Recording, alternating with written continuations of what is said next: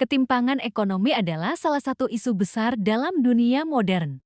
Kita melihat ada sebagian kecil orang yang memiliki kekayaan luar biasa, sementara sebagian besar lainnya berjuang untuk memenuhi kebutuhan dasar. Fenomena ini memunculkan pertanyaan penting. Mengapa jurang antara orang kaya dan miskin semakin lebar? Salah satu faktor utama adalah distribusi pendapatan yang tidak merata. Data dari lembaga internasional menunjukkan bahwa 1% populasi dunia menguasai sebagian besar kekayaan global. Hal ini terjadi karena sistem ekonomi memberi keuntungan besar pada mereka yang sudah memiliki modal, sedangkan mereka yang tidak punya modal sulit untuk ikut naik kelas.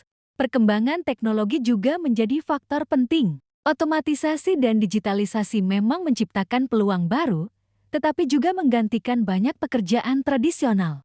Mereka yang menguasai teknologi semakin diuntungkan, sementara pekerja tanpa keterampilan teknologi kehilangan sumber penghasilan. Akibatnya, ada kesenjangan keterampilan yang memperlebar jurang ekonomi.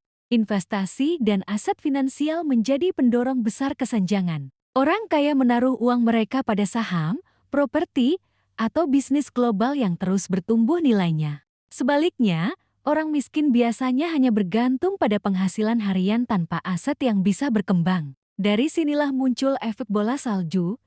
Yang kaya semakin kaya, yang miskin semakin sulit mengejar. Sistem pajak dan kebijakan pemerintah juga berperan. Negara dengan sistem pajak progresif biasanya mampu menekan ketimpangan dengan mendistribusikan kembali kekayaan untuk layanan publik. Namun, di negara dengan kebijakan lemah atau korupsi tinggi, keuntungan hanya dinikmati segelintir elit. Akibatnya, jurang antara kaya dan miskin makin sulit dijembatani. Globalisasi mempercepat kesenjangan ini. Perusahaan besar bisa beroperasi lintas negara, memanfaatkan tenaga kerja murah, dan meraih keuntungan besar. Sementara pekerja lokal sering kehilangan daya tawar karena bersaing dengan pasar global. Aliran modal internasional lebih menguntungkan pemilik kapital daripada pekerja biasa. Faktor budaya juga tidak bisa diabaikan. Pola pikir konsumtif pada masyarakat miskin sering membuat mereka sulit menabung atau berinvestasi.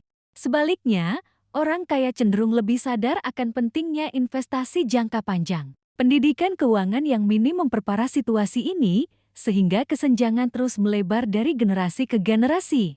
Dampak kesenjangan kaya dan miskin terasa pada banyak aspek kehidupan. Ketidakadilan sosial dapat menimbulkan konflik, kriminalitas, hingga instabilitas politik. Selain itu, ketimpangan ekstrem juga membuat pembangunan ekonomi tidak merata, karena sebagian besar sumber daya hanya terkonsentrasi pada segelintir orang.